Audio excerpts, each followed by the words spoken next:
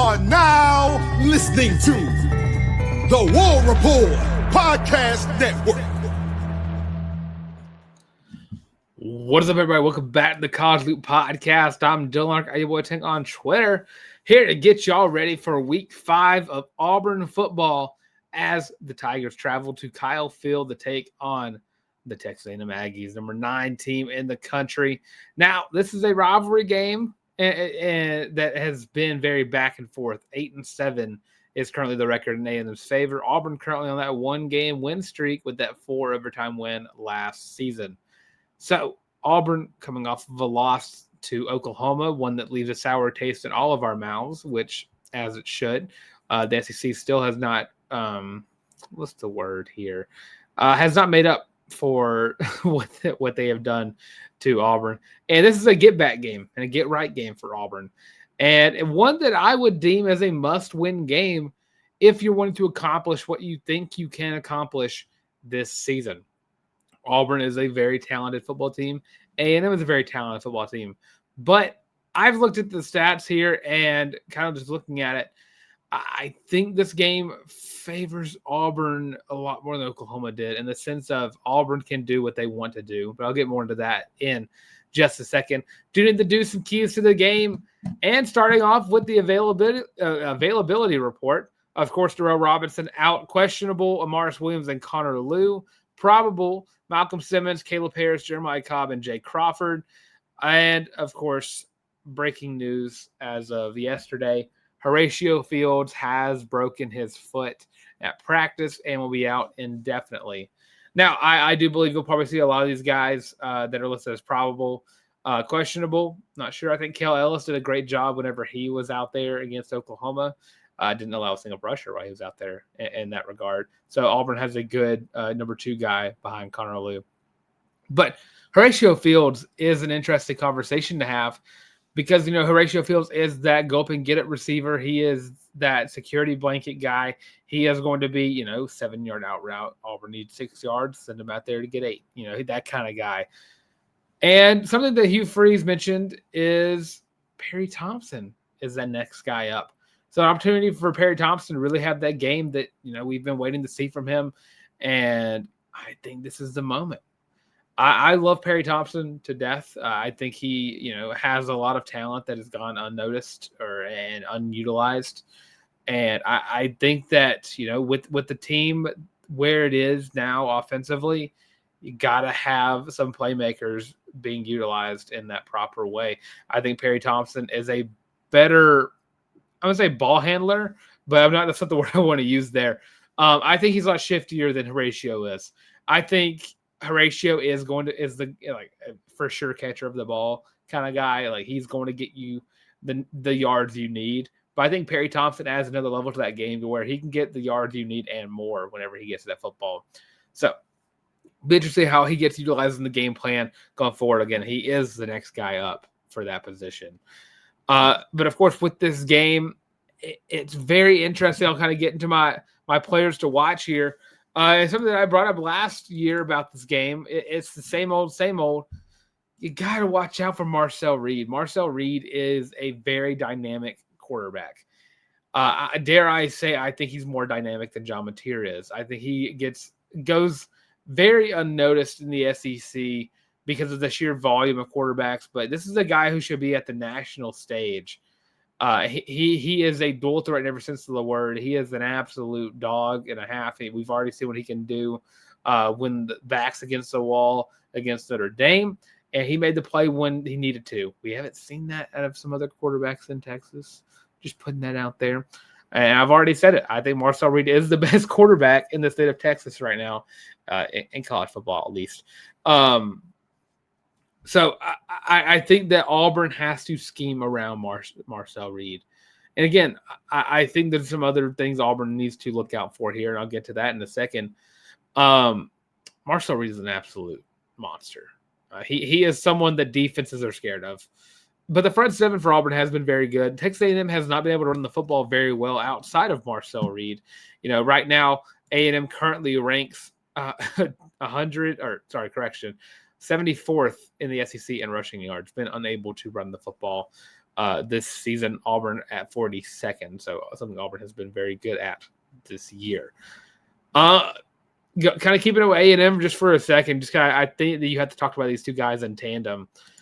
Kevin Concepcion and Mario Craver have been some of the best wide receivers in college football thus far, and it's something that Auburn should be a little worried about going into this game because I think that Auburn has not seen a wide receiver in general, but a wide receiver room that has been as good as what A&M is bringing to the table in this game. Mario Craver has been on fire since the start of this year. 20 catches, 443 yards, averaging 22 yards per catch with 4 touchdowns. And Casey Concepcion has been no different coming out of NC State, a guy that I was really hoping Auburn could be able to grab. But at the end of the day, I was hoping that Alabama was not going to get him. And they've really been their two big targets there. Concepcion, 13 catches, 227, 3 touchdowns for him. And there have been some guys kind of around the place for Auburn to kind of look for, but it's really those two are the big ones you got to worry about. And with this secondary playing how it has been, it is a little worrisome going forward about how Auburn is going to scheme for a dynamic wide receiver tandem, whenever you have heavy man coverage. The run game, again, Le'Veon Moss has not been playing up to par this year. A&M's run game has been very lackluster this season. And again, that kind of moves to their defense too. Their defensive run game has not been very well either. And then as I kind of flip to the Auburn side of the football and I kind of go to the defense first before I go to the offense, I think, again, I'm going to put this on the shoulder of Demarcus Riddick. When it comes down to locking down Marcel Reed, you need a fast linebacker who can make a tackle in open space. And I put Demarcus Riddick here, but also I think Xavier Atkins can be that as well.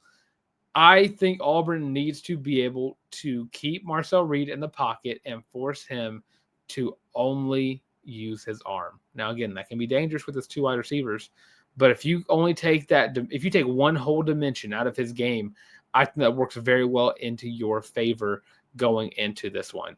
So that's got to be the game plan. I mean, your secondary, you got to get pressure on Marcel Reed because I don't know if your secondary can hold up against this wide receiver tandem. So, yeah, Demarcus Riddick, Xavier Atkins, that entire front 7 players to watch. Back to the Auburn side of the football. I mean, we saw last week how, Jackson took a lot of sacks, kind of just sitting in the pocket waiting. And a lot of those issues came down to the fact that Auburn could not run the football very well. So, again, this game comes into the hands of Jeremiah Cobb. I think thus far this season he has been the guy in the backfield for Auburn. I think Jeremiah Cobb has solidified himself as that starting back because of the plays he's able to make, and up the gut around the end, making guys miss an open space, that kind of, and that home run ability that he has with the speed. I think Jeremiah Cobb is going to be a guy you need to lean on in this one. And, of course, you have to throw in some of that Cam Coleman, Eric Singleton, Perry Thompson action as well going into this one. So, but I do want to see a lot of Jeremiah Cobb in this game. He's listed as probable, but I do expect to see him in this one. So those are my key players. And again, this kind of builds up to my matchups here. I'll kind of just bounce off what I just said. Jeremiah Cobb versus Aggie run defense. I look back at the stats thus far this year. Notre Dame was able to run the ball excruciatingly well against Texas A&M. And, of course, they have Jeremiah Love, who's one of the best running backs in the country. Right now, A&M's rush defense currently is 72nd in the NCAA, letting up 139 yards per game. And it's something Auburn has been doing very well at stopping the run as well. And I think it's worth mentioning Auburn's run defense has been outstanding, 5th in the NCAA, only allowing 1.86 yards per carry. But when it comes to Auburn and what they've been trying to do offensively, you have got to run the football here in this one. You have got to find ways to establish the run game in these games where you are, I don't want to say outmanned, but definitely outgunned in some aspects of the game. I don't know how well Auburn will run the ball against Georgia, but if you don't build up your confidence level going to that game, it's not going to be a fun weekend. And believe me, I have been itching and scratching to be able to hold it over my fiance's head that Auburn beat Georgia, but I have not had that opportunity yet. It's been close, but not close enough for me to be able to enjoy it. So, yeah, I need to see a lot of Jeremiah Cobb in this game against Texas A&M. And then keeping the offense here for Auburn here, The pass offense versus themselves. Again, the Auburn's passo this season is 102nd in the NCAA, only passing for 185.2 yards per game. Now I look over at A&M's pass defense here. They're 68th in the NCAA, giving up 211.7 yards per game. Auburn needs to lean on the run in this one. Like I'm thinking like 60-40, possibly in that range. But whenever they do pass, you need to prove that you were able to do so efficiently. You got the talent to do so. I know Jackson Arnold's got it in him. This offensive line has the talent to do that and protect the quarterback. And again, A&M does have some dudes as well. Cassius Howell on the defensive side of the ball can get to the quarterback. He leads the team in sacks. And, A&M has forced turnovers this year. They are a team that can do that. So, Auburn, it's been the one thing Auburn's not done yet is throwing an interception. We're 4 games into the season, about to be the 5th game, and there's not been an interception thrown by an Auburn quarterback, which is an absolute awesome thing to say out loud. But for this game, you've got to continue that, but you've also got to be able to make the plays when they're given to you. Cam Coleman being overthrown in the end zone cannot happen. You cannot stare at your first read and then not move to your second one. Look, if you snap the ball and you have the ball and you're waiting to pass it, you look over to your right, you look at your first read. 1, 2, not there. Got to go to your second one. Not there. Go. Like you got to do that if you're Jackson Arnold. Auburn won against Baylor because of his ability to run the football, and he was very quick with his decision making. He was making those reads very quickly and taking off with it whenever he was given the opportunity. A&M's run defense is their weak spot. And, Auburn has receivers to, make something happen through the air. But if the play is not there, don't force it and don't try to sit there and wait for it to open back up. That's where you're messing up. So you can't take these sacks. You got to make these plays happen when you got to make these plays happen when they're given to you. And hopefully, something I loved watching with what Auburn was doing early in the season, and it's funny saying this, we're only 5 games in, you have to let your wide receivers make the plays happen as well, screen passes, slants, outs, ends, just letting the wide receiver get the ball and then doing something with it in open space or, making a guy miss and cutting up field and getting an extra 4 or 5 yards out of it. That's what Auburn needs to do. That's how you build up the confidence that, you can make things happen. And again, if you can get an efficient passing game, you can open up the run game even more. They're going to start backing off a little bit, and then that leaves up open holes for Jeremiah Cobb or Damari Alston. So you got to make that happen. But you got to get out of your own way. That has been the biggest problem thus far with Auburn's offense is they cannot get out of their own way. And now I'll kind of flip it over to the defense side of the football here. And again, it kind of bounces off the players to watch. This Auburn front 7, again, only allowing 1.86 yards per carry this year. But when it comes to a dual threat quarterback, it does become an issue. John Mateer was able to make things happen late in the game because of his ability to move around in the pocket. Marcel Reed is a lot quicker and a lot more agile and a lot harder to tackle than John Mateer. So Auburn needs to find a way to bring him down and, again, take out that dimension of the game from him. You cannot let Marcel Reed run around in the backfield and wait for Mario Craver or Concepcion to get open. You can't do that because whenever that happens is whenever you have this issue, the Auburn secondary versus Craver and Concepcion. That's going to be the problem in this game for Auburn's defense. These two could easily get 100 apiece against Auburn secondary. The secondary has been very lackluster this year, and especially without Jay Crawford, things happen. Open spaces happen and open up very quickly for this Auburn secondary. The amount of times I've seen quarterbacks just look over the middle and just find a wide open guy and he gets 20, 30 yards out of it has been ridiculous. Right now, Auburn, defensively, they've been pretty well in terms of, points allowed and but when it comes to passing yards allowed, they are 90th in the NCAA, 232 yards per game. I look at Texas A&M's pass offense, 323.3 yards per game, 16th in the NCAA. Very different Texas A&M from what we've seen in the past. They've always been more of a ground and pound team, but no, this year they are going to throw the ball because they have the weapons to do so. So the secondary has to be ready for this game. And again, final thoughts on it. I mean, it's a game Auburn can win. And the just kind of looking back at this game, taking a step back and looking at it, Auburn has the talent to compete in this game front to back, from start to finish. Auburn can be in this game, and it's up to them to do that. You know, Auburn and Texas A&M go back and forth every year, and honestly, this game, I put off recording this game for hours, or recording this preview show for hours, because I could not narrow down a prediction for it. I would go for A&M, and then I'd find a way to talk myself into Auburn, and then I'd talk myself back into A&M. I'd go back and forth and back and forth. And what it really came down to for me was, you know, what have I seen thus far from Auburn, and what have I seen thus far from Texas A&M? And, you know, when it came down to winning the football game, when it mattered the most, Texas A&M has shown that, and Auburn has not. And of course, Auburn can show that. You know, Auburn can just, you know, I don't say so easily, but Auburn can utilize their talent to the best of their abilities and win this football game outright. But I haven't seen them do that yet. I've seen A&M do that against Notre Dame. And again, Texas A&M has struggled this season this far against some cupcakes. You know, UTSA was giving them a run for their money. Utah State was giving them a run for their money. But guess what? They were able to get back into it and win the game. I mean, at half, it was 21-10 for UTSA, and it was, 10-6 at the end of that first quarter for Utah State. You've got to find ways to win football games if you're Auburn. Right now, Auburn's not proving that to me, so right now I'm going to go with my gut here. And what do I want to do? I'm not going the spread. I'm going to go a lot closer. I'm going to say Auburn gets another loss here, 27-24. It's a close one.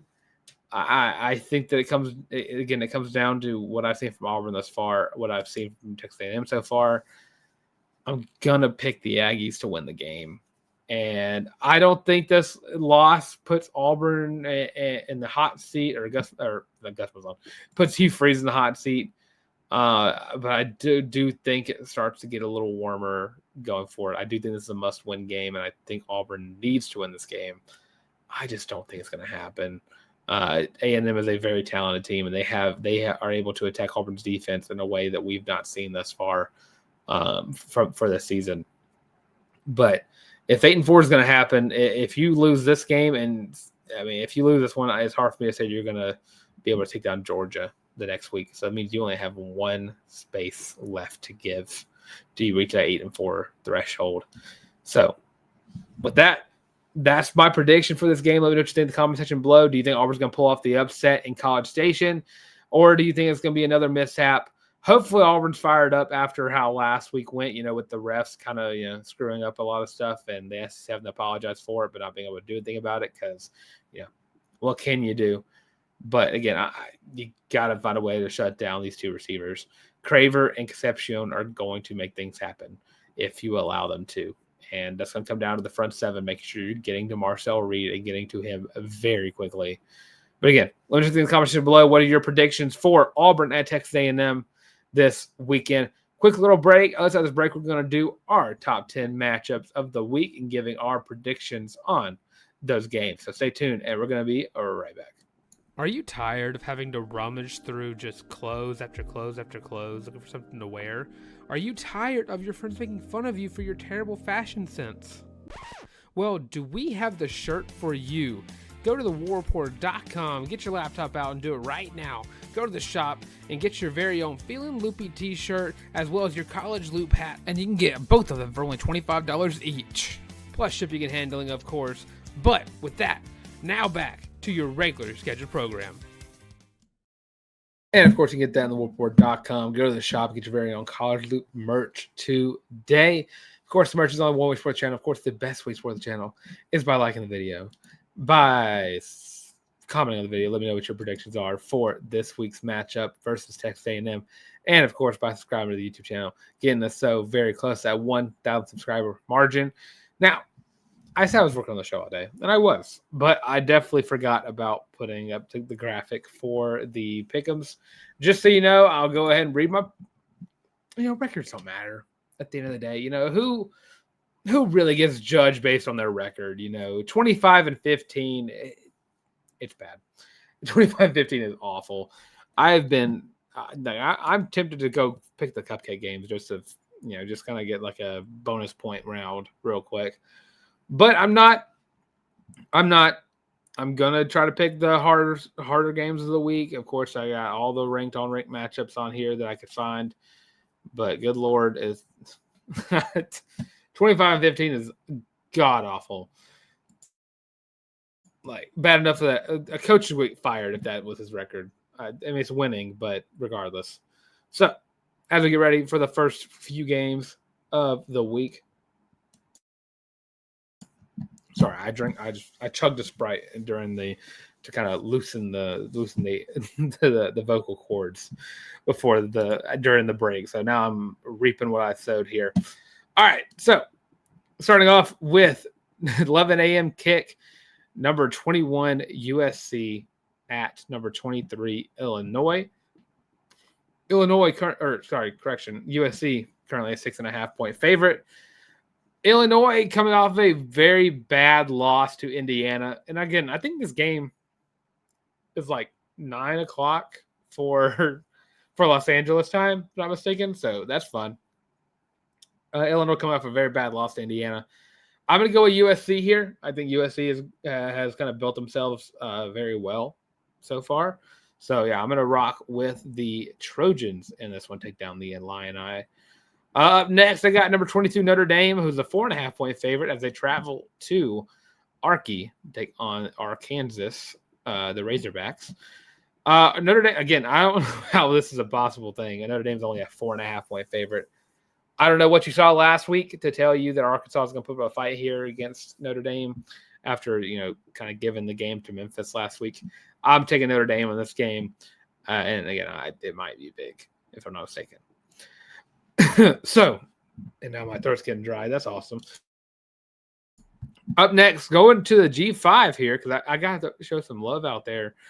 South Alabama travels to North Texas, who is a 12.5-point favorite in this one. 11 a.m. kick yet again. I'm going to go North Texas. North Texas has been on fire. I think they're undefeated, and they are in a prime position to fight for a spot in that G5 area of the college football playoffs. Of course, they still have South Florida to worry about later on in the year, but after that, I mean, it opens up very nicely for them if they're able to pull off a big win here against South Alabama, a team Auburn knows very, very well. Now go back to the SEC. Number 4, LSU traveling to Ole Miss, take on number 13 Rebel Black Bear Land Sharks. Ole Miss currently a 1.5-point favorite in this one. I'm going to take LSU in this one. I know I've been on a bad stretch picking against Ole Miss, but it's hard for me not to pick LSU. I think LSU's defense has been very good. And again, I think Ole Miss has found a guy in their quarterback. Austin Simmons didn't work out, and they found this one, and he's working out very nicely for them. But I'm going to stick with LSU in this game. Going to the Big Ten. Number 11, Indiana, coming off, again, a very big win over Illinois. Traveling to Iowa, take on the Hawkeyes. Indiana, if I'm mistaken, I don't know if is Iowa IU or UI. Indiana, a 7.5-point favorite in this one. I'm gonna take Indiana. I think they're on a hot streak right now. I think they've been very good this season, so I'm gonna take Indiana to continue on their winning ways. So next, and this one I meant to have out, but I do not have it loaded. Utah traveling to the Morgantown to take on the West Virginia Mountaineers. Utah's a 12.5-point favorite in this one. I'm going to take the Utah Utes. I love Devin Depierre a lot. I think he's been very good this season thus far. And again, he's a guy that I was talking about whenever Auburn was in their portal search. So I'm going to take Utah to win against the Mountaineers in this one. Up next, going back to the Big Ten and another big matchup here. Or actually, correction, sorry. I almost missed one. SEC matchup. Here we go. Number 15, Tennessee traveling to Starkville to take on Mississippi State. Tennessee currently a 1.5-touchdown favorite. I'm going to take the Volunteers of Tennessee in this one. Again, I'm surprised by that spread, but again, I think Mississippi State has been a very decent team this year. Way better than what the preview people said, which would be me. Tennessee also a very good team. Glad they're still ranked. Something the AP poll got right in some way, shape, or form. So yeah, I'm going to take Tennessee in that one. Up next, now going to the Big Ten, a ranked matchup here, college game day game. A game that's going to also be put on NBC. Number 6, Oregon travels to Happy Valley, take on the number 3 team in the land, the Penn State Nittany Lions, who are a 3.5-point favorite. This one's a tough one because I don't think either team has really been tested all that much. I'm going to take Oregon. Again, this kind of goes back to my pick for the Auburn A&M game. This is a game that Penn State is known for losing 9 times out of 10. So I'm going to take the Oregon Ducks in this one to get the win over Penn State. And what would be an upset by ranking sake, but again, these teams haven't played anybody. I think this is just a test. This is just a real game for them after weeks of practicing. So taking the Oregon Ducks in this one. Next, what people will call the game of the week, actually, in some cases, what it probably would have been game day had the one team not lost by 14 to an unranked team. But number 17, Alabama traveling to Athens to take on the number 5 Georgia Bulldogs. Georgia, a 3.5-point favorite. Kirby's been cursed as of late when it comes to beating Alabama. Last year, they needed a miraculous play to win the game for Alabama. I think this is the year that Kirby finally gets over that hump. Again, he got over it in the national championship, but you got to be in the regular season. I think this is the year that he finally does it. So I'm going to take Georgia in this one. And, it would not shock me if I got that one wrong. Georgia's found ways to lose against Alabama in the past. Last game up, kind of a snooze fest for this one. Kentucky traveling to Columbia, South Carolina, take on the Gamecocks. Gamecocks are a 5.5-point favorite. And again, this is another big game for Shane Beamer. I do think that he has, it's been a disappointing season thus far for South Carolina. You currently are 2-2. You lost both the SEC matchups. You got killed by Vanderbilt, 31-7. This is a put up or shut up game. You cannot lose to Kentucky here. And of course, after this game, you have LSU, Oklahoma, Alabama, Ole Miss, and Texas A&M all in a row. So you got to win this one. So I'm going to take South Carolina in this game. But if you lose to Kentucky, it's going to be a hard conversation to have about South Carolina's future because, dude, I don't know about that. So that's going to do it for the preview show. Of course, we'll talk more news stuff on the Tuesday edition of the College Loop. So next week we talk about the schedule release and Stephen Pearl's press conference. But again, this Thursday's for the preview show. And again, we might talk about it on Sunday, but it's right now. Preview show. But again, let me know what you think in the comment section below. What are your predictions for Auburn at Texas A&M? Of course, do you think Auburn's going to be able to find a rhythm offensively going into the Georgia game and that bye week, which is going to be a breath of fresh air for all the Auburn fans? Or do you think Auburn's not going to be able to get it done? Let me know what you think in the comment section below. Of course, don't forget to subscribe to the YouTube channel as well, getting us so very close to that 1,000 subscriber margin. But of course, that means that it's tuning in. Thanks for tuning into the Summit of the College Loop podcast yet again. Don't forget to check us out on all social media platforms that we are a part of. And also, don't forget to, my brain just blanked out for a second. Don't forget to follow me as well on Twitter and Instagram as well, at Larck on Instagram, at YourBoyTheTank on Twitter. But of course, that being said, thanks for tuning in to the Summit of the College Loop podcast yet again. And as always, War Eagle.